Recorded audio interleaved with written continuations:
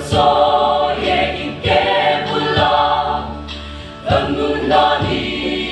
이 땅에 있네 suakin tutada pilto maila italinge kantiin siyai ilang hoyin ka lau kirelan pa kaswa zong ne min silpayang che kanung tong ki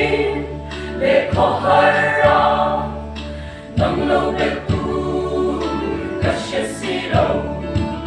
ngal bay ko ngay đặt sâu lâu du nel tu ra om lâu he ko vera suakin thuk ta ka pil to maila italinge tam din siyai ilang hoyin ka lâu kirelan ka kaswa zong ne min silpayang che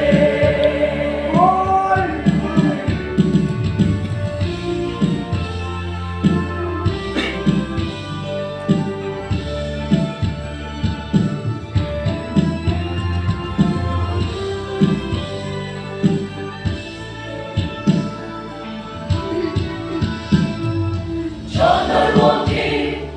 kasola ya lungai chungden ling huan le chi ilang zau ka ron pan ne lan ba nang lâu chuan ling na re ka nei lo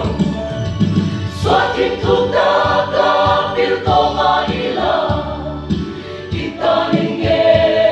kan din siyai